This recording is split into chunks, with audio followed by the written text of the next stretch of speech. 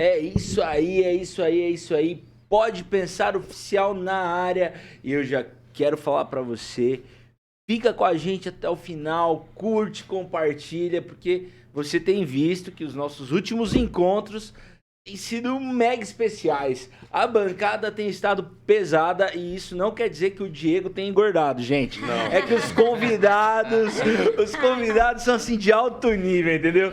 Então fica com a gente aí. Eu sou o Felipe Quido, você me conhece como Japa. E a gente tá junto nessa e hoje a bancada tá super seleta. Meus amigos vão se apresentar e depois a gente chama o nosso convidado especial. Uma boa tarde a todos, Diego Bittencourt por aqui, sempre bom fazer parte, a despeito do bullying, da desonestidade, da grosseria.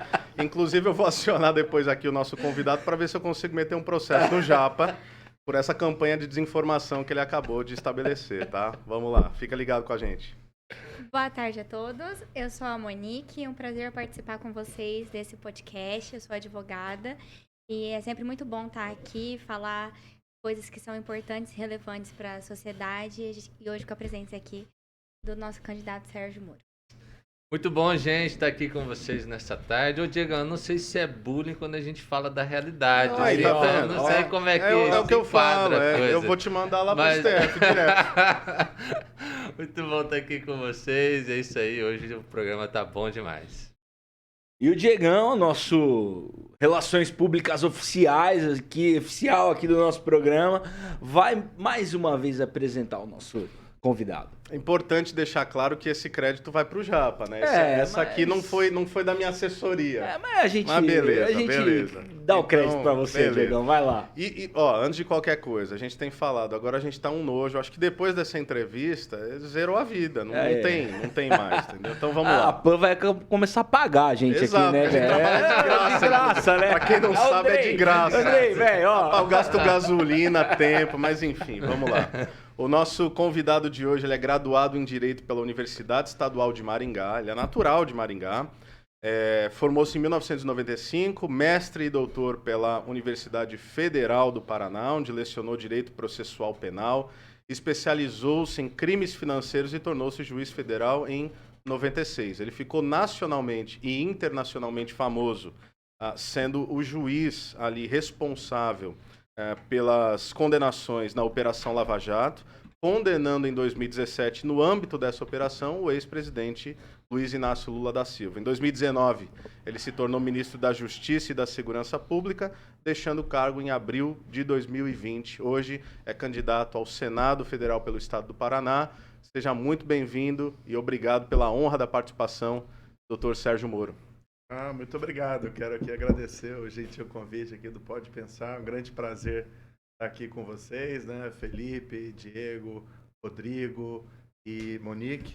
Grande prazer aqui. Estar em Maringá é sempre bom para mim, sabe? Eu aproveito, venho aqui, visito minha mãe, que mora aqui ainda em Maringá. Eu moro lá em Curitiba, nem sempre eu consigo ver ela com a frequência que eu precisaria. Então, quando venho agora nesse momento de campanha, aproveito, faço campanha, mas também vejo sempre a minha mãe, sempre fico feliz. Muito bom. Muito bom. De fato, é uma alegria pra gente estar aqui com você e a gente poder aí ter essa conversa.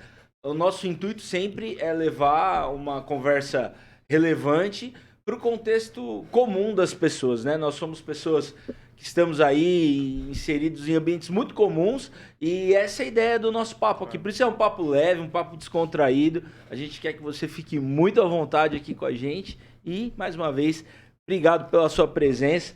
E eu já quero começar aqui, estava acompanhando aqui o seu site oficial, aqui fala de como, principalmente, né, a Operação Lava Jato fez com que você figurasse como uma pessoa influente no mundo, né? Mencionado aqui na Times de Londres.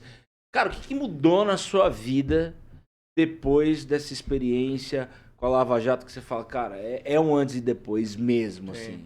Ou quanto sua vida complicou. Eu falo brincando, ó, desde 2014 começou a Lava Jato, a vida virou de ponta cabeça, né? Parece que entrou numa montanha russa. Olha, o que eu posso dizer? Em 2014, a gente começou aquele trabalho, a Lava Jato, eu já era juiz há muito tempo, fui juiz por 22 anos, tive casos, teve o caso Banestado, que teve uma repercussão nacional, tive casos envolvendo grande traficante de droga, por exemplo, o pessoal fala muito do Lula, mas eu interroguei o Beiramar, tive processo contra a quadrilha dele, tive processo contra a rede de pedófilo, coisa assim.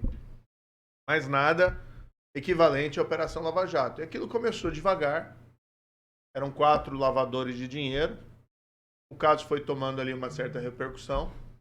Tem até uma situação que foi até engraçada, porque em 2014 eu acabei estourando meus pontos na carteira de motorista.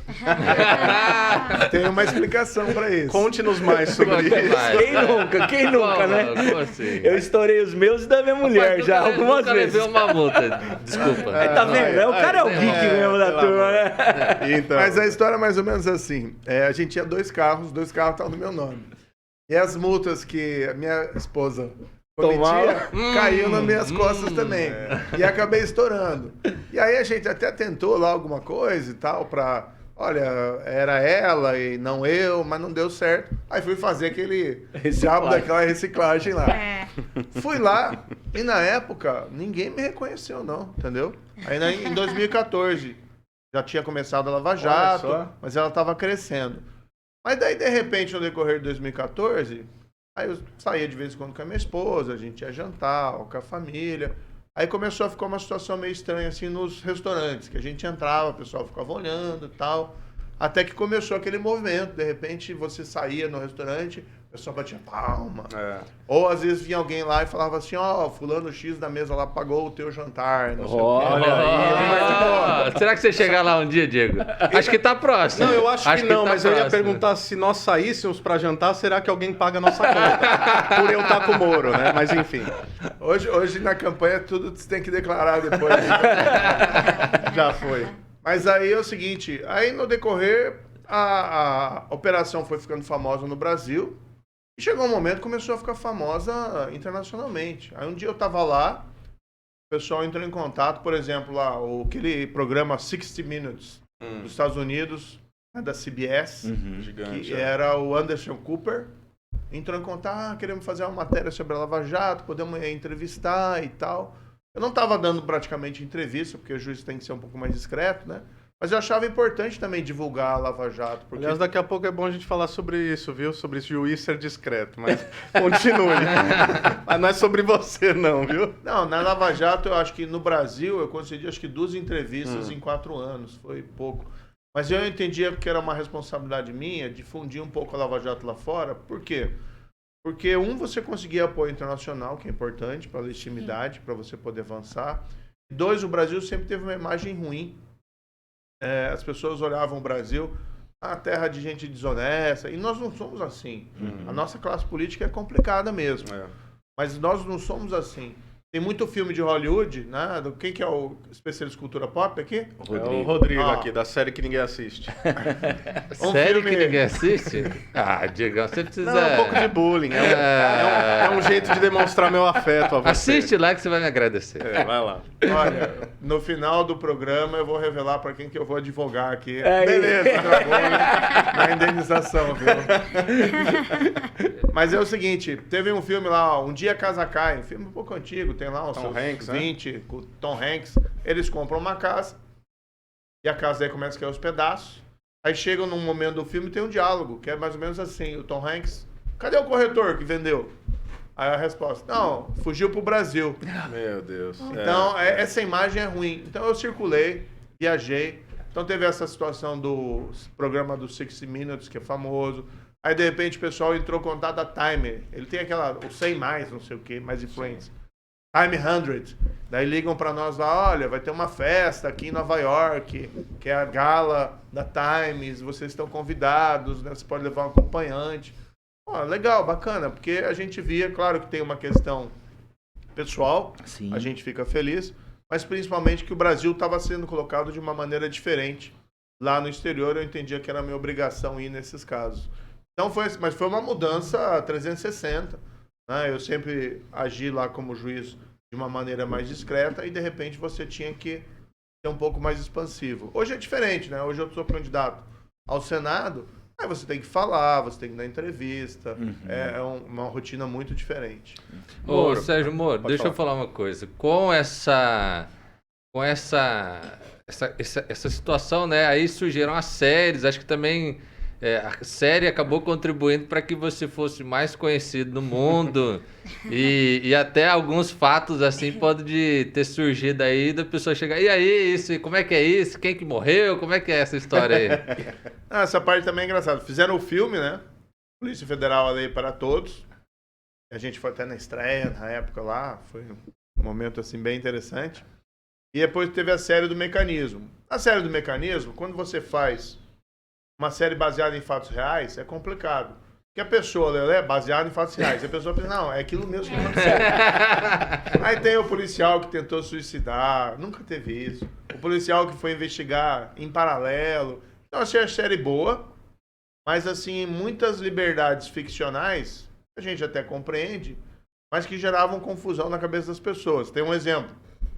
Eu fui, acho que foi em 2017 ou 2018, eu fui convidado para um evento de magistrados lá em Cali, na Colômbia. Fui para lá e cheguei lá e me surpreendi. Eles eram muito fãs da série Mecanismo. E aí chegavam para mim toda hora, e aí, aquilo aconteceu mesmo? Quem que tentou se suicidar? Aí na segunda temporada teve um policial que foi assassinado. Vou pro spoiler aqui, viu? Eu gosto de spoiler também. Já deu tempo. Já tá já. datado. Se você não assistiu até agora, se lascou. Você merece um spoiler. Merece. Mas daí chegava lá e me perguntavam, quem que morreu mesmo? Qual foi o nome do policial federal que morreu na série? Na investigação Lava Jato? Eu falei, não, ninguém morreu. Muito bom, muito Era bom. divertido. Que é quase um milagre, né? Vocês mexeram com esse nível de complexidade, de crime e tudo mais. De poder, né? De poder, e ninguém morreu. No nosso país é uma coisa que, graças a Deus, ninguém morreu. Moro, Até agora ninguém morreu. que assim permaneça, né? Moro, eu lembro de ter acompanhado com muita proximidade, embora com bastante discrição, como você propôs, e de fato eu lembro que a população ela queria te ouvir mais na época, queria ver entrevista, e você se reservava mesmo a não dar entrevista, mas é claro, você estava sempre no noticiário, uma vez que você estava encampando aí um processo gigantesco. E aí eu me lembro pessoalmente, tá? De ver algumas situações, por exemplo, a capa da revista Época, saiu você, o Deltan e o procurador Carlos Fernando. A manchete era Os Homens que Estão Mudando o Brasil. Pô, os caras faziam bonecos de 12 metros. É verdade. Teus, né? Super Moro, Bate-Moro, Moro com capa. Então você foi, e eu falo no passado, não que isso não seja realidade ainda para muitos, mas você foi um herói nacional. Hoje, você é candidato ao Senado Federal, já tendo passado pelo governo federal, pelo Ministério.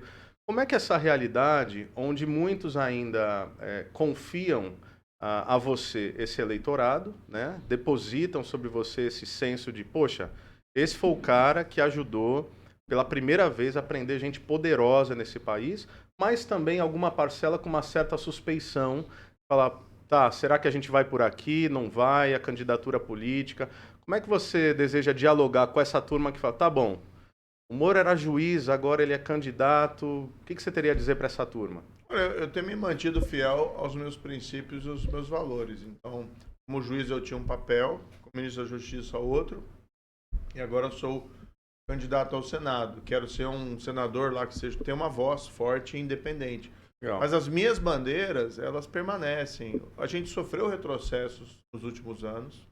Teve também uma tentativa de desconstrução da Lava Jato, que vem da classe política que está interessada em manter a impunidade. Então, cadê quem que está sendo preso hoje por corrupção? Quem que está sendo investigado? O sistema reagiu. E até esse foi um dos motivos que me fez voltar. Eu estava no exterior, estava no setor privado. Sim. Você não precisava, né, Moro? Pra falar a verdade. Não precisava, Estava sabe? Mas vou te estabilizado. dizer assim o seguinte, é como se tivesse ali uma voz da consciência soprando, Legal. dizendo, a tua missão não acabou, a tua jornada tem que continuar. E é muito complicado você de fora ver essa desconstrução do seu trabalho, entendeu? Sem você fazer nada. Como eu estava numa empresa privada, você tem uma série de limitações do que você pode falar, como é que você se pronuncia, porque são regras, né, de Claro. gestão da empresa. Então ali eu Você tive tá falando que... lá da Álvares Marçal, né? Isso, então eu tive que tomar uma opção de deixar o setor privado para eu ter essa liberdade, né, de poder falar, de poder me pronunciar. E assim, eu até falei na época para minha esposa, a gente estava no exterior, a gente pensou muito, vamos, não vamos. E aí eu cheguei a uma seguinte conclusão, falei para ela expressamente, olha, vou, né? Você me apoiou em todas as decisões, mas ela me disse, eu falei para ela o seguinte, olha, eu posso ficar aqui, seguir a vida no setor privado, mas eu vou ter que matar alguma coisa dentro de mim, sabe? E fiquei um pouco preocupado com isso, assim. Você, claro, pode se conformar, Sim. né? E seguir a vida adiante. Às vezes também é um pouco um sentimento que você deveria afastar. Não, deixa o país se virar agora, né? Você já fez a sua parte. Mas eu me senti compelido realmente a voltar e tentar levantar essas bandeiras de novo, para não ficar naquela sensação de que você poderia ter feito alguma coisa e não fez, sabe? Você acha que é uma espécie de senso vocacional, até você diria? Acho que é um pouco sentimento de Propósito, dever, sabe? Não sei se é um pouco alguma coisa religiosa ou a educação dos meus pais, né? Meu pai sempre foi uma pessoa assim, meu pai e minha mãe, né? Mas sempre foram muito corretos e um pouco esse sentimento de dever. Talvez a carreira pública, porque você estou como juiz e você faz justiça, né? A forma da lei, a esses casos complicados, e você tem aquela sensação, olha, que você tem que cumprir isso. Então, acho que isso me compeliu a voltar e a tentar mais uma vez. Eu sei que para as pessoas é um papel diferente, às vezes até gera esse tipo de desconfiança, mas os princípios e valores são os mesmos. Acho que isso que é importante, porque eu posso te dar um exemplo aqui. Primeira vez que eu votei na minha vida foi aquela eleição Collor contra Lula em 89. Ambos. Dá pra falar em quem votou, não? É. Só assim, ninguém tá ouvindo, é Jovem Pan, né? Acho que independente de qual Curiosidade. Ele voto é votou nulo. secreto, Ele velho. votou nulo, eu sei. Ficou aqui, Você ó, levantou a recebi aqui. bola, né? Beleza, vamos lá. Vamos passar essa. Eu tenho certeza que eu errei o meu voto. De qualquer jeito, né? Qualquer jeito. Beleza, saiu bem. Muito bom. E aí? Mas enfim, ambos falavam que eram contra a corrupção, que iam mudar o Brasil, que babá, aquela conversa fiada. E a gente viu depois que não era verdadeiro, né? O Collor foi empichado por esquema de corrupção.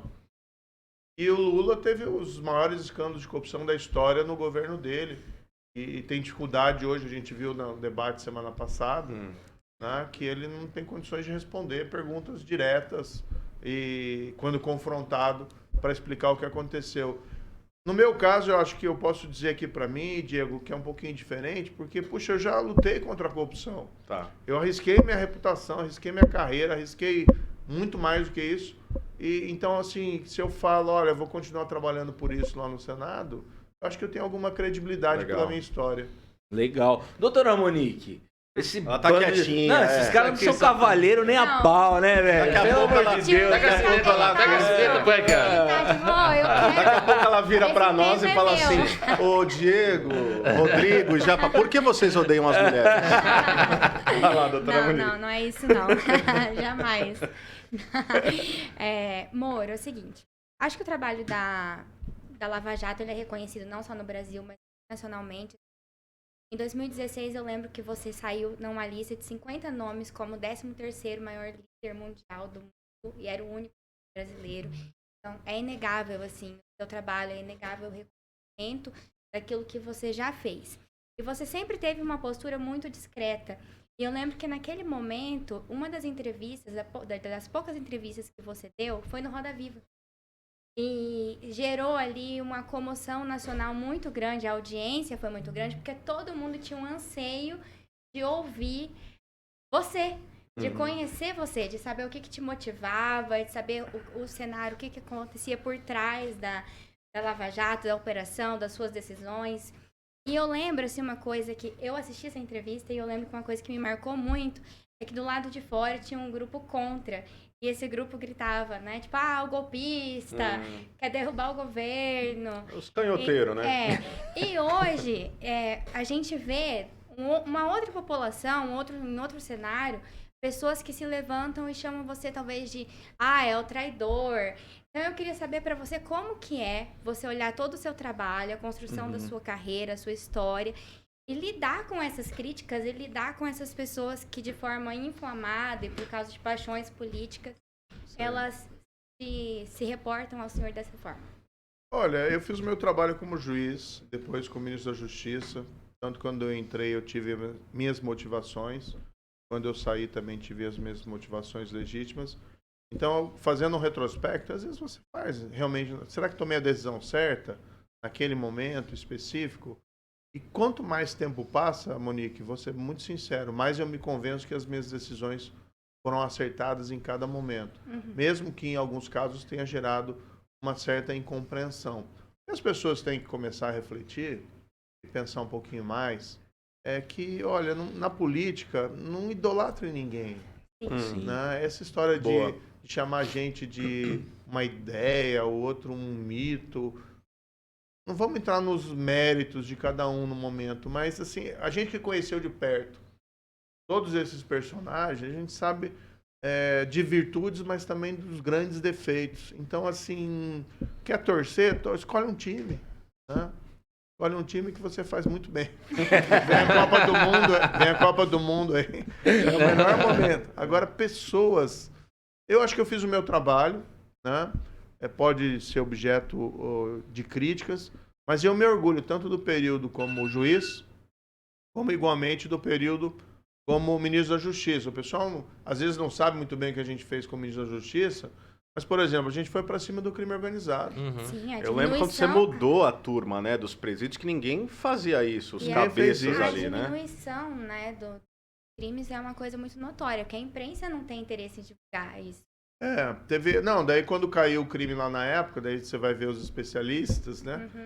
Não, é porque agora tem uma pacificação das gangues, não estão mais brigando entre elas. Se tivesse subido, aí seria culpa do Ministério da Justiça. Quando caiu, aí são explicações, né? Ninguém consegue entender por quê, malabarismo. Né? Mas, por exemplo, a gente fez coisas que tem reflexos até hoje, algo que eu me orgulho muito. O pessoal não sabe, a gente pegou e revitalizou o banco de provas do DNA, que a gente vê nesses filmes, né, norte-americanos, tal, que é o DNA que você colhe no local do crime, coloca num banco de dados, e você também colhe o DNA da população carcerária, coloca num banco de dados e faz cruzamento. Isso causou uma revolução no mundo inteiro na investigação criminal.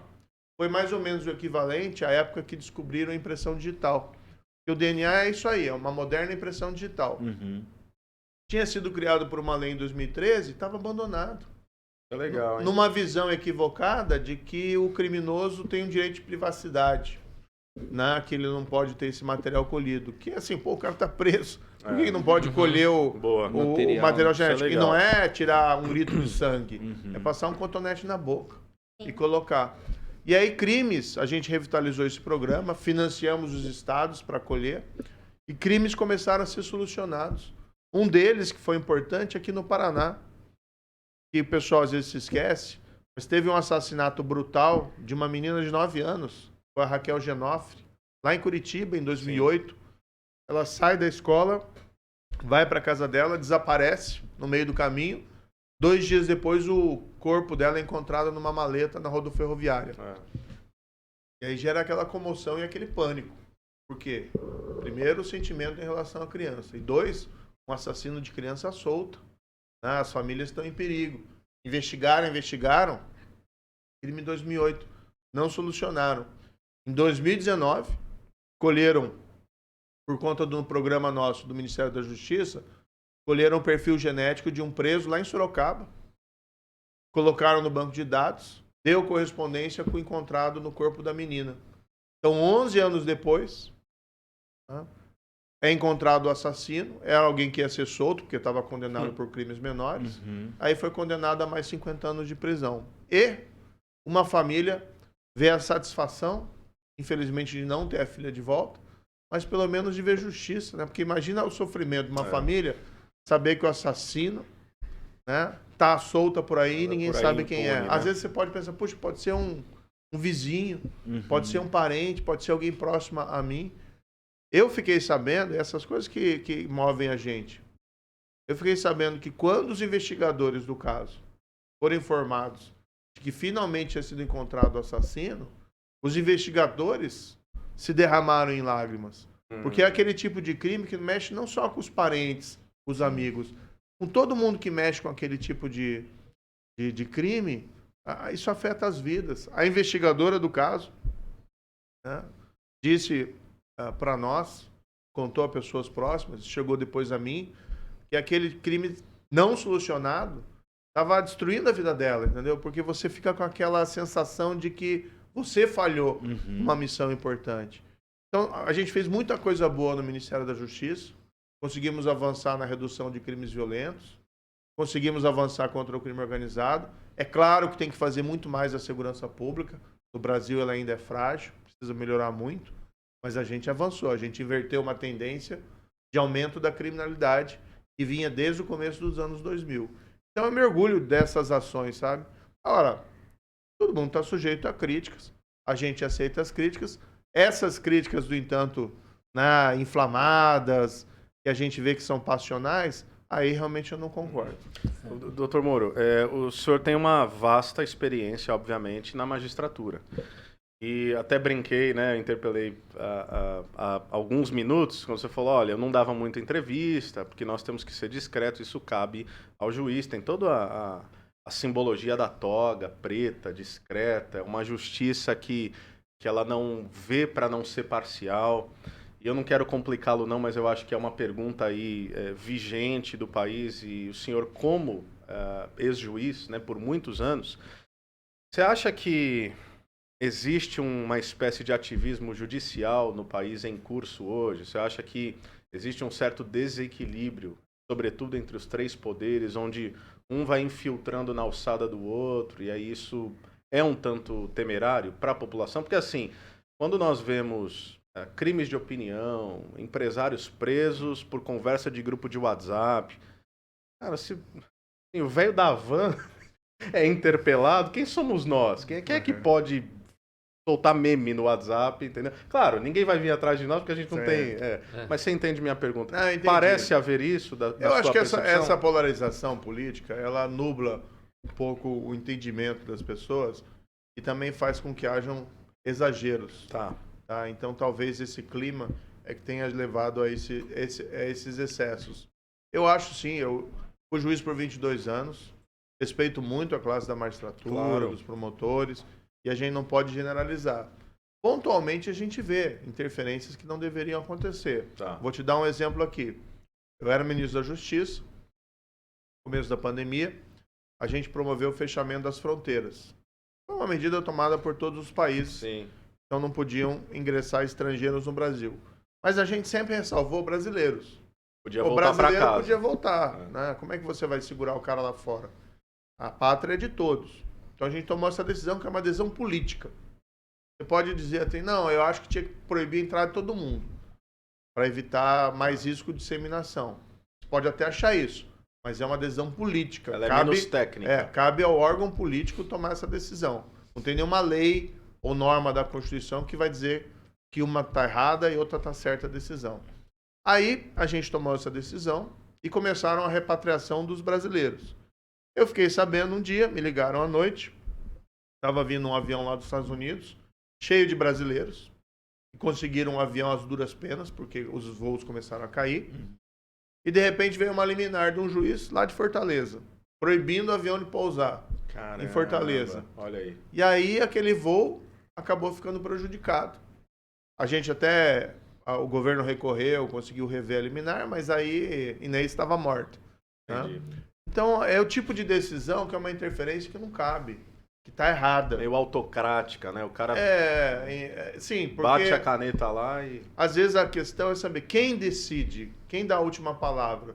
Se a autoridade administrativa, né, o ministro, toma uma decisão que viola a lei, tudo bem, o judiciário pode interferir. Agora, quando vem uma decisão que é uma interpretação questionável, se sobrepondo à decisão do administrador público, aí está interferindo realmente no campo dos poderes, do outro poder. Mas a gente também não pode generalizar. Um ponto relevante aqui, Diego, eu acho essencial, próximo ano nós temos 2 vagas no Supremo. Verdade. E veja só, ao Senado cabe aprovar ou rejeitar o nome. Sabe quantas vezes o Senado rejeitou um nome desde o início da República? 0. Uma vez. Uma vez? Uma vez. Ah, achei que era nenhuma. Uma vez. Floriano Peixoto, nosso segundo presidente, vivia as turras do Supremo Tribunal Federal e indicou de pirraça um médico, Prata Ribeiro. Tá, olha só. Que dizem que é um bom médico, é até nome de rua do Rio de Janeiro, mas não era jurista, nem advogado, foi rejeitado. E aí o que a gente vê? O Senado brasileiro agindo como carimbador. Pô, será que desde a primeira Constituição Republicana, 131 anos, todas as indicações foram boas, menos do Prata Ribeiro? Tá, né? Então a gente precisa, por isso que eu digo, a gente precisa ter um Senado que tenha voz, que seja independente, que não se venda por cargo, que não se venda por verba, e um senador que tenha coragem de dizer não a uma indicação do presidente e igualmente ao indicado, sabendo que mesmo com o voto não, ele pode ser aprovado e ir para o Supremo Tribunal Federal. O senhor falou que não é possível, não é perguntar não, só um comentário para passar para o resto da bancada, que não é possível que nunca tenha entrado ali algum indicado que não tivesse a competência para tal, para não derrubar o YouTube da PAN, é porque eu tenho assim alguns nomes que eu poderia dizer hoje, mas não vou falar não, tá bom? Ô Moro, deixa eu te perguntar uma coisa, né? Nos últimos anos, pessoalmente, se eu tinha alguma credibilidade como político profissional, ela foi perdida, né? E a minha esperança nos últimos anos realmente foram das novas pessoas que foram surgindo, que não eram essa carreira política, mas de alguma forma migraram para a política. O Japa é da chapa tênis, viu? Só para você entender. É a terceira via mesmo. Mas você falou aqui, né, de como essas personalidades se corrompem com esses locais que alcançam, né? E a minha pergunta para você é, cara, você saiu da vida comum, aí você teve toda essa sua trajetória e hoje você tá postulante a senador, né? Cara, como manter? Manter os seus princípios, aquilo que te trouxe até aqui. Você vai entrar lá na Cova dos Leões e eu sei que existe uma grande força para que, inclusive, você nem entre, você, o Deltan, né? Sim. A gente vê isso acontecer. Mas como entrar e se manter? Olha, eu acho que eu já fui testado a esse respeito, porque eu era ministro da Justiça e eu renunciei ao cargo.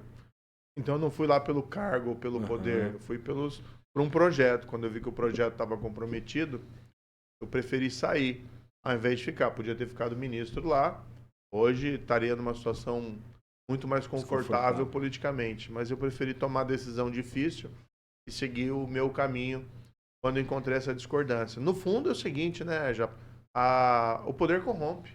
Né? E isso é uma tradição dentro da ciência política e todo mundo tem essa percepção. Se você não toma cuidado, né, você acaba se tornando um servo do poder e não utilizar o poder para, sei lá, a ideia básica da política. A política tem que ser para o bem comum, para melhorar a vida das pessoas e não para melhorar a vida dos políticos. Então, acho que em meu favor, eu tenho essa história, né, que num momento crucial eu preferi seguir o caminho mais difícil. E agora a gente tenta retomar, mas se eu for honrado com essa escolha pela população paranaense para o Senado, eu vou como uma pessoa independente. Muita gente me pergunta lá, mas você é o senador de quem, né? De quem que é o teu... Quem que tá te... Apadrinhando. Apadrinhando. Eu falo, meu amigo, se eu for eleito, eu sou o senador da população paranaense.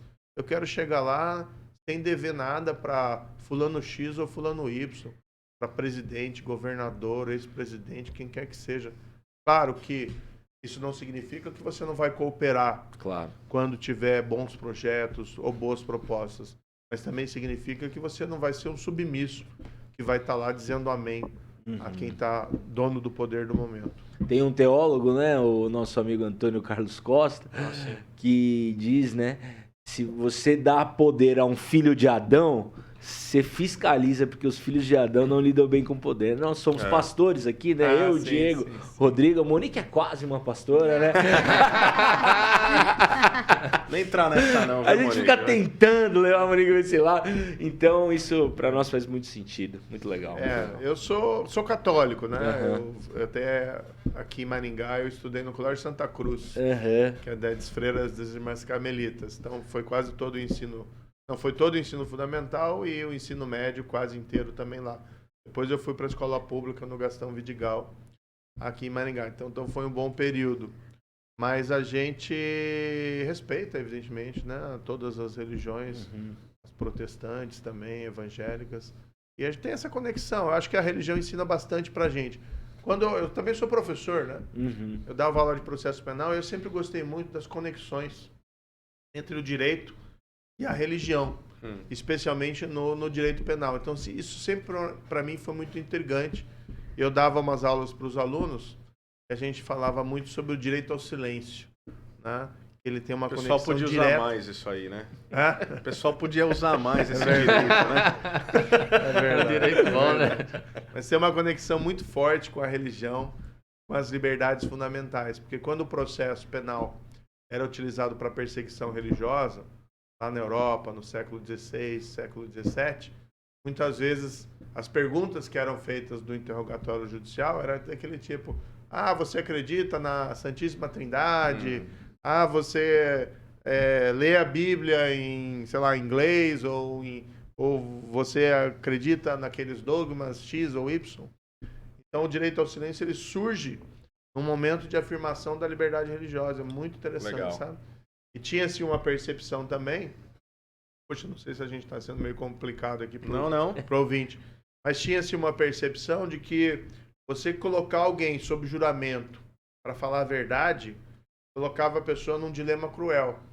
Que ou se a pessoa for culpada, né, ela confessa, Incrimina. e ela morre, porque lá na época era pena de morte, era basicamente isso, ou ela mente e trai o juramento, e aí ela dana a sua alma.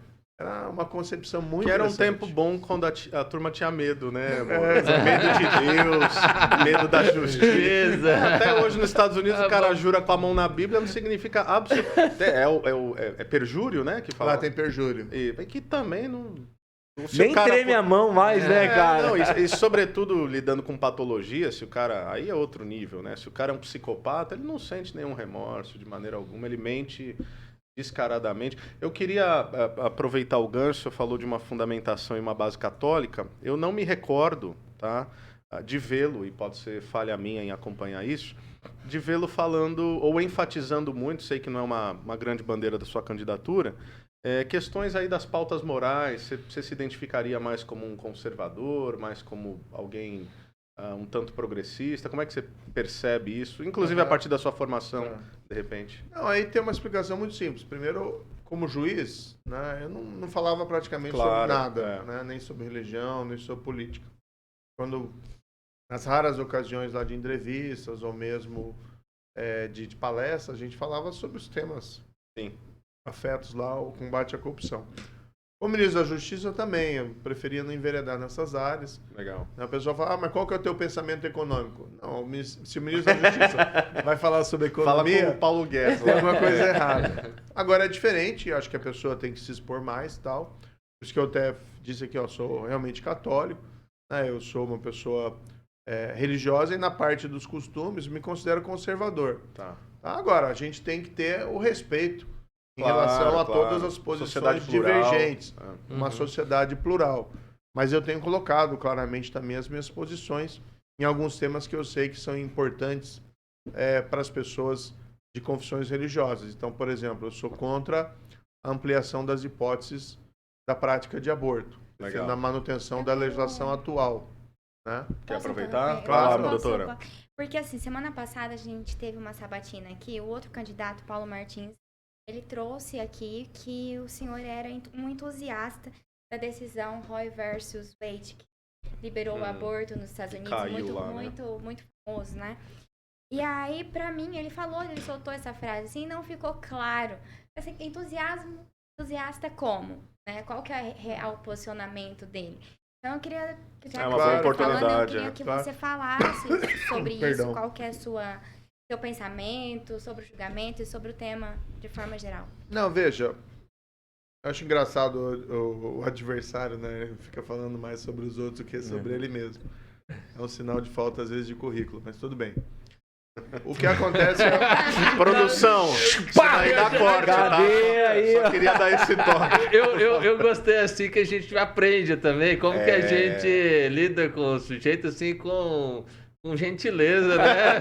Que você dá uma no meio com assim Com classe. com classe. Rapaz, Não, continuamos. Não, é que incomoda, porque tem muita fake news, são divulgados. Outro dia estavam divulgando uma fake news, eu com uma foto com o Lula, né, como se eu fosse apoiar o PT. Não, e tem gente que compra. Eu estava viajando no interior do Paraná, e teve gente que me falou assim, ia votar em você, mas parece que você está apoiando o Lula agora. Caramba. Não, peraí. O problema é a tia do Zap, amor. É a tia do Zap. É aquela que manda foto do bom dia com a flor, sabe? Isso, é. Não, não Mas é foto, é um gif, né? Que é animadinho, assim. Mas aí vamos deixar claro, jamais estarei com o PT e com o Lula. É bom esclarecer, né? As únicas fotos que eu tenho com o Lula foi eu interrogando ele. Boa. Não teve outra, não. Mas, enfim, eu fiz a minha tese de doutorado sobre jurisdição constitucional na Universidade Federal do Paraná e analisei na tese tanto a jurisprudência do Supremo Tribunal Federal em matéria constitucional, como também algumas decisões chaves da Suprema Corte norte-americana. Teve um período lá que ela foi muito ativa, teve um certo ativismo mesmo, mas algumas decisões bem interessantes. Por exemplo, uma delas é a decisão da dessegregação das escolas públicas norte-americanas, que é uma decisão chamada Brown versus Board of Education. Legal. Tinha racismo, tinha segregação racial, tipo apartheid, e eles ordenam que elas sejam integradas.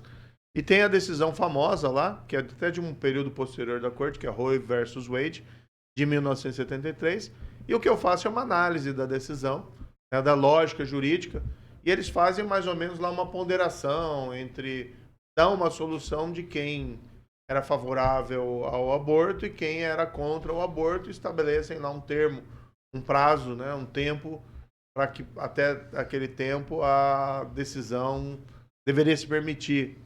Mas não é um endosso à decisão, é uma análise sobre a decisão. Eu, particularmente, tem essa discussão, né? Que quando começa a vida, tal. Eu acho que cientificamente é impossível você dizer quando começa a vida. Mas nesse caso, acho que aquele princípio da precaução é o que deve prevalecer. Se você não sabe exatamente quando começa a vida, né? Será que você não tem que tomar a decisão mais conservadora no sentido de se preservá-la no momento, desde o primeiro momento? Então, assim, eu concordo com as hipóteses que existem hoje na legislação. Acho que você forçar uma gravidez resultante de estupro é complicado. Sim. Acho que tem que ser uma decisão da mãe, né? Claro, se ela quiser levar a gravidez até o final, ótimo, está fazendo. Né? É uma decisão difícil, mas preserva, né, a vida do filho aí que está surgindo. Mas forçar, acho complicado. Risco de vida da mãe, eu também acho que é uma coisa que não. Como é que vai forçar aí, colocar em risco a vida da mãe? E tem aquela decisão do Supremo que é do feto anencéfalo. Sim. Como o feto não é viável, ali realmente há discussão se realmente tem vida ou não. Então eu me posiciono nesse sentido muito claramente. E assim, compromissos que eu assumo também, numa candidatura, acho natural, de não defender a ampliação dessas hipóteses específicas. Então, Legal. na pauta dos costumes, eu particularmente me considero mais na linha conservadora do que... eu não concordo com essa expressão progressista. Tá? Eu tenho dificuldades com a semântica, mas só para a turma entender. Isso. Legal, tá. Agora, isso também não significa que a gente não tem que respeitar o pensamento divergente. Claro. Né? A gente não pode transformar isso aqui numa guerra religiosa. E o parlamento é Exato. para isso, né? Para você trazer a ideia e vamos ver o que... Com certeza. Rodrigão? Muito bom. Ô, Moro, eu queria, assim, ó, a gente que tá aqui, a gente tá te ouvindo, a gente ouve muito sobre as pautas políticas, mas acho que uma curiosidade que nós temos e o ouvinte tem é saber quem é Moro, por você mesmo, né? Falou aqui Ficou meio Marília Gabriela. Então, Moro por Moro. Moro por Moro. Jogo rápido, bate-bola. Quem que é o Moro? E assim, você tem uma história curiosa que ninguém sabe, que é interessante da nossa audiência ouvir? Olha, eu posso falar um pouquinho já que a gente está em Maringá, né? Eu nasci em Maringá em 72, meus pais são de Ponta Grossa, eles eram professores. Minha mãe era professora de literatura e gramática, fez uma especialização, lembro até hoje, que era sobre a Clarice Lispector. Meu pai era professor de geografia e ele se dedicou a vida dele ao UEM, né? A vida dele era ao UEM, na época que a UEM estava crescendo, teve um papel enorme no desenvolvimento. Também era uma pessoa muito dedicada aos amigos, né? Ontem até eu acabei indo na Cocamar num evento para falar ali para da agropecuária, mas chamaram os amigos do meu pai. Meu pai, infelizmente, é falecido. É sempre aquele encontro muito, muito grato, né? Mas eu fui uma criança normal, adolescente normal aqui da região. A gente fazia o que acho que todo mundo mais ou menos fazia na época. Brincava na rua, jogava bets. A Betis. Hoje eu não sei mais como é que tá. Não, isso.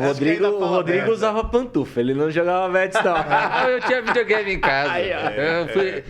Eu já disse pra vocês que eu não tenho culpa que Deus tem os seus preferidos. É verdade, Então, é verdade, desculpa. é verdade. Quando ninguém tinha, ele chamava de TV a cabo, multicanal, né? Lembra do multicanal? A Rodrigo? gente assistia Cartoon Network. Isso. É, eu não isso. posso falar muito, não, que eu sou desses também. Mas... Quando a gente viajava era engraçado, como meu pai era geógrafo, né? Então a gente ia andando assim, viajando de carro.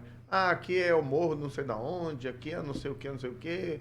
Aqui o solo é do tipo, sei lá, lá. E a gente ia muito lá pra Guaíra, né? Salto Sete Quedas, antes delas serem inundadas, às vezes para Foz do Iguaçu. Passeava na região, a gente ia pescar no rio Ivaí. Eu lembro que a gente não ia no rio Pirapó, a gente ia no rio Ivaí, mas eu não lembro a altura do rio. Tentei até levantar para minha mãe em que região exatamente que a gente ia, mas confesso que não consegui descobrir. Trazia alho lá da Argentina, ou não vinha com os cachos de alho dentro do carro. Alho. É, minha mãe disse que comprava alho, não sabia comprava dessa, não. azeitona. Rapaz, ir pra Argentina pra buscar alho? Tem tanto Trazia alho, não? Não, na verdade, quando a gente ia quando eu era criança, quando eu ia pro Paraguai, ali na região de Guaíra, meu interesse era comprar Matchbox, aqueles carrinhos, lembra? Olha só. Eu gostava dos carrinhos, dos Matchbox lá. Que é antes dessa turminha Hot agora Wheels. do Hot Wheels. Do Hot Wheels. Moro, uma pergunta aqui ainda no cenário político. Qual é o seu sentimento, pessoal mesmo, a despeito da candidatura política, mas enquanto alguém que defendeu a magistratura por 22 anos, né? Não vou fulanizar a coisa aqui, personificar, mas não apenas você ver um candidato, mas vários candidatos que passaram pelo escrutínio da justiça, que foram condenados, alguns deles que foram descondenados e não absolvidos. É importante que em algumas, por exemplo, até no debate presidencial, eu estava olhando o debate e vendo o teu Twitter. Sim. Então eu estava ali, entendeu? E em entrevista do Jornal Nacional, mesma coisa. Qual o sentimento pessoal, de verdade, em falar, caramba, eu sei o que esses caras fizeram, no plural. Sim.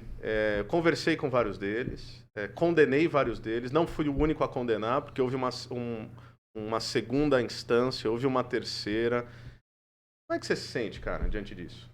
Olha, eu até pedi direito de resposta lá no Jornal Nacional, mas... Você pediu mesmo, tá brincando? Pedi. Não, claro, porque é uma mentira, tá. né? Uma mentira que não foi totalmente explicada. O ex-presidente Lula não foi inocentado. Eu posso dar nome aos bois. Tá, Fique legal. tranquilo. o ex-presidente Lula não foi inocentado. Isso é E importante ele a turma saber, vende né? uma história de que ele foi perseguido pelo malvado juiz e pelo terrível procurador. Você e o procurador, gente do mal, viu? Aí, na verdade, você tem, né, o trabalho da Polícia Federal, você tem o tribunal em Porto Alegre que confirmou a condenação. Desembargadores, São né? 3 desembargadores. Você tem o STJ que confirmou 5, né, magistrados. Você tem uma juíza corajosa, Gabriela Hart, lá em Curitiba, que proferiu a condenação dele no juízo, no caso do sítio de Atibaia. Inclusive aumentaram sua sentença, né? Aumentaram. É. E o que você tem depois é uma reação política. Vou te dar um exemplo aqui muito claro do caso do Eduardo Cunha. Tá. Eduardo Cunha era presidente da Câmara. E ele foi acusado de corrupção e lavagem de dinheiro lá no Supremo, pelo Procurador-Geral da República. Aí, de repente, ele perde o mandato. Eles pegam o processo e mandam para Curitiba. Supremo. Tá. Continua o eu processo de lembro disso aí. julgamento. Chegou na minha mão, o Ministério Público pediu a prisão, eu decretei a prisão. Acho assim, ó, se tem uma coisa que eu me arrependo na Lava Jato, podia ter decretado mais prisões. Achei que você ia falar que, putz, me arrependo de ter caneta. entrado nesse negócio, mas não. Tem que... Desculpa, mas tinha que soltar o sarrafo mesmo. É, né? eu gostei do dia da condução coercitiva, viu? É. O Brasil vibrou. Mas aí, olha só, eu decretei a prisão. A prisão foi questionada em habeas corpus no Supremo. O Supremo manteve a prisão. Olha só. Ele foi condenado. Legitimando, portanto, a decisão. Exatamente. Foi condenado em primeira instância, eu proferi a sentença. Foi condenado no Tribunal de Porto Alegre. Ele ficou 4 anos preso. Daí, de repente, veio uma decisão lá de Brasília, dizendo que não era para julgar em Curitiba, na Justiça Federal, mas era para julgar na Justiça Eleitoral. Sendo que o STF que pediu. Exatamente. O STF mandou para nós. E aí vem a decisão, não, era para a Justiça Eleitoral. E qual que é o caso? É $1.500.000 numa conta na Suíça, que vende um contrato da Petrobras. O que isso tem a ver com eleições? Entendeu? Então, essa mesma reação política a gente viu em outros casos. O próprio Lula foi preso em 2018 somente após autorização do Supremo. E o Supremo vem, parte do Supremo, 3 anos depois, dizer que a decisão ele foi perseguido ou que tinha sido julgado em outro lugar, em Brasília. Conversa fiada, né? No fundo, aqui a gente tem um grande erro judiciário e uma reação política ao combate à corrupção. Quando eu vejo daí nessas eleições, eu vejo com tristeza. Para mim, isso é um tapa na cara dos brasileiros. E manda um recado errado para o país. Né? Cadê a integridade? O recado que é mandado qual que é? O crime compensa. Crime compensa. Eu acho que uma coisa que chama muita atenção de forma negativa também é o tempo, né? Foram 5 anos depois, após as condenações aconteceram, e logo quando ele ia mudar de idade, então a prescrição ia cair. Ali ele não poderia... Mas coincidência, viu, doutora? Coincidência. Talvez seja. Moro, eu quero fazer mais uma pergunta para você. Eu acho que na magistratura, como um todo, acho que o que marcou seu trabalho ali é a Operação Lava Jato, apesar de você ter atuado em outros processos grandes. Tudo. E aí eu quero saber, se eleito ao Senado, como que você quer que o seu governo não, a sua gestão ali seja marcada? Qual que é o seu objetivo maior? O que você quer executar e falar assim, ó, o que eu fiz enquanto estava no Senado? Olha, eu tenho propostas para as várias áreas, tá? Combate à corrupção, segurança pública, geração de emprego, de renda, saúde e educação. Tem também pautas na área de costumes. O que eu estou me propondo? Eu quero ser uma voz forte lá, independente. Vou buscar me articular para aprovar, né, os projetos que eu entendo pertinentes. Também vou adotar uma postura assim, construtiva. Se tiver projetos bons do governo, ótimo, a gente ajuda. Mas também saber ser oposição quando for necessário. Né? Não mudar de lado, não trocar seus princípios, seus valores, cedendo ali ao poder. A gente não sabe quem vai ser presidente, inclusive, no próximo ano e o que vai vir. Sim. Precisa ter uma independência. E algo que eu tenho achado importante, Monique, é estar sempre circulando. Eu tenho viajado pelo Paraná, cidades pequenas, cidades médias, cidades grandes, e o que a gente mais ouve é a ausência, né, de representantes, para saber ali das pessoas quais são as demandas reais. Eu vou dizer uma coisa assim, a gente tem visitado hospitais, por exemplo. Hoje até vamos na Santa Casa, aqui de Maringá. Mas a gente, às vezes, ouve algumas coisas muito perturbadoras. Eu fui numa desses hospitais filantrópicos, não vou dizer aqui a cidade, mas a gente foi falar com a médica do setor de oncologia. E a mulher deu um depoimento para nós, emocionada, sabe? Um negocinho que é difícil de se reproduzir. Mas ela falou para nós mais ou menos o seguinte: Moro, olha, eu sou a chefe do setor de oncologia de câncer. Eu faço o diagnóstico aqui dos pacientes. E às vezes chega a pessoa aqui e eu faço esse diagnóstico e eu sei que tem um tratamento disponível no Brasil que salva a vida dessa pessoa. Mas aqui, pelo que o governo repassa para o hospital, para os procedimentos, eu não tenho condições de dar esse tratamento. E aí eu fico numa situação, num dilema, né, num sofrimento interno moral, porque eu sei que essa pessoa podia ser salva, mas eu não consigo fazer isso aqui. Entendeu? Então é o tipo da coisa que se você fica lá em Brasília, no ar-condicionado, esperando lá o tempo passar, esperando se aposentar, servindo cafezinho e tal, você perde a conexão com as pessoas, com o mundo real. Acaba sendo uma bolha, né, Moro? Uma bolha, exatamente. A turma não vê mais isso, não lida mais com os dilemas reais da sociedade, né? Sim, não, e você vê desperdício, né? Um monte de gente serve do cafezinho, ascensorista em elevador que não precisa, né? Bem, um cabide de emprego, Brasília, vamos ter que dizer muito bem a verdade. Tá. Então você tem que estar, e isso eu tenho me comprometido, falado, olha, você é um senador itinerante, está circulando em todo o estado do Paraná. Infelizmente, não consigo ir nesse período de campanha em todas as cidades, mas eu quero fazê-lo, caso seja honrado com essa escolha. Muito bom. Muito bom. Rodrigão? Não, parecia que você ia falar já. Cara, Se eu deixar, eu vou fazer pergunta. Eu fico viu? muito feliz, assim, de a gente poder estar tendo essa conversa aqui, né? Porque realmente a gente percebe que esse cabide, essa lógica, né? Esse mecanismo aí da política nacional, a sensação que eu tenho é que ela só favorece a polarização, essas escolhas. Se você não tá com esse, você tá com aquele. E, cara, eu nesse sentido, eu tenho a esperança de uma terceira via aí, como o Diego falou, um novo caminho. O Brasil precisa de um novo caminho, né? E se não forem aí pessoas novas, cara, a gente vai ficar refém dessas mesmas condições. Então, para mim, é uma alegria ouvir a sua história e quando eu converso, né, com o pessoal. Eu nasci no ABC Paulista. Ixi, aí, ó, Minha mãe é diretora pelo Estado, professora pela prefeitura. Ele era vizinho do instituto. Cara, ela só não foi. São Bernardo. Cara, eu fui gestor de RH em Diadema. Olha aí. Então eu tive que ir no Sindicato dos Metalúrgicos como gestor algumas vezes. E a minha mãe, ela só não estava lá quando o Lula foi levado, né, pra gritar não, porque era aniversário de 1 ano da minha filha, então ela tava aqui. Beijo, mãe, te amo.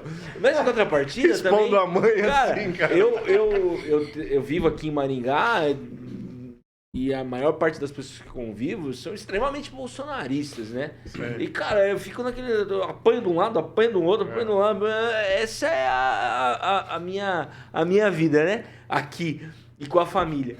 Então, quando eu vejo uma história dessa, cara, eu falo, putz, tem jeito mesmo. Vamos pra cima aí, que uma nova via Eu falo brincando que daqui a 10 anos, quem vai escrever a história do Brasil desse período não vai ser um historiador, vai ser um psiquiatra. Faz sentido. É verdade, precisa mesmo. Mas eu acho que as pessoas que a gente circula por aí, existem as bolhas também da rede social, que tem um certo radicalismo. Mas quando você circula por aí, as pessoas, a meu ver, são muito mais normais do que a gente imagina. E normalmente querem soluções reais para os problemas concretos delas. Talvez o período que a gente tenha adiante, né, talvez as mudanças, as transformações, talvez venham de outras instituições. Não da presidência da República, talvez do Senado, da Câmara. às vezes da própria sociedade civil, porque é uma ilusão também pensar que só um presidente muda o país. Sim. Sim. Né? A própria questão da Lava Jato, embora, a meu ver, foi um produto de uma ação coletiva, com apoio da sociedade civil, da opinião pública, mas, no caso, eu era um juiz de primeira instância. Cargo que não é exatamente o mais elevado dentro da República. E ainda assim a gente conseguiu operar uma transformação no cenário nacional. Então, às vezes a gente pensa nessa questão do Senado, né? Não sei quanto a vocês, o nosso especialista aqui em cultura pop, mas aqueles filmes que nós assistimos, de Roma, do Senado, não precisa apunhalar César, né? Mas o fato é que o Senado tem que ter um papel mais relevante. Cadê os nossos Rui Barbosa? Sim. Cadê os nossos Joaquim Nabuco? É uma coisa que incomoda muito, né? Hoje no Senado, atividade. É verdade. E não passa, né? Se não tiverem bons quadros lá, então tanto se fala em reformas administrativas, tributárias, e a coisa não passa, né? Até o Deltan esteve aqui conosco, ele tem levado aí essa proposta do projeto que ele tem chamado 200 mais. Sei. Que é um pouco angustiante ter que existir isso. Não, pelo menos 200 que tem compromisso com o combate à corrupção, prisão em segunda instância. Então, pelo menos 200. Fim do De foro 503, privilegiado, né? Pô, Parece uma história meio Sodoma e Gomorra. É horroroso, né? é horroroso. Eu vou destruir a cidade, mas se você achar tantos alguns lá, justos. vai, E o pior é que você poupar. sabe que no fim destrói, né? Destrói. Mas se tiver 10, não tinha 10. não tinha 10, Enfim. O papo tá acabando. Não, O papo nosso tá tempo acabando. tá estouradaço. Eu até ia devolver pra ele dar as últimas palavras aí pro eleitorado dele, fazer o seu merchan aí agora também mais perfeito. intencional. Repetir também suas redes sociais, claro. Moro, para o pessoal aí que quer acompanhar mais de perto sua campanha, enfim, sua trajetória. Não, perfeito. Eu agradeço mais uma vez a oportunidade. É um grande prazer ter essa conversa. Um clima também mais descontraído, né? Que a gente pode se soltar mais. Acabei chegando à conclusão que não vou processar nenhum de vocês. Obrigado. Graças a Deus. Hoje em dia isso é uma vocês coisa estavam boa, na né? história Isso é do bom, bullying. isso é Na bom. história do bullying. Eu falei que ia ajudar um contra o outro, mas resolvi ficar neutro nessa história. Fico feliz. Não entendam como uma missão. Não. Mas porque eu Eu não fico consegui. feliz e o Rodrigo Eu tô- fica mais porque ele ia sofrer o dano. Eu tô tranquilo, Tô porque consciente se alguém me processasse, teria que enfrentar a doutora Monique. Então eu tô sossegado. É Monique contra Moro, amigo. É o mal de- Você não conhece a Monique, doido aí. velho. Mas o importante não é quem ganha, o importante são os honorários. E é a treta que dá honorários, né? Então a gente vai... Vamos Tá falar vendo, rapaz? Mas olha, Moro, não, suas para finalizar, considerações. né? Então, obrigado pela oportunidade. Para mim é muito novo estar nesse negócio de campanha e tal. A gente não sabe nem pedir voto direito. Mas aproveitando, todo mundo diz, você tem que ir lá e pedir voto. Então eu quero pedir o voto de quem está nos assistindo. Senado, Paraná, 444K4, para ter uma voz independente, né, forte, lá representando o Paraná no Senado Federal.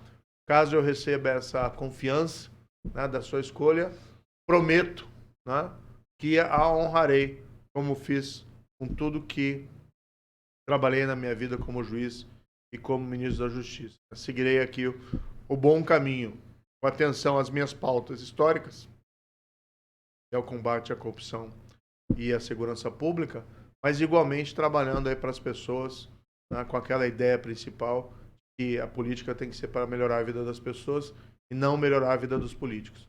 Isso significa saúde, educação, geração de emprego e de renda. E um alô especial aqui pro pessoal de Maringá e da região. Muito bom. Moro, seu Instagram pra turma. Rapaz, eu sou muito ruim de memória. hein? Vamos assessoria aqui, como é que é? Alguém lembra, não?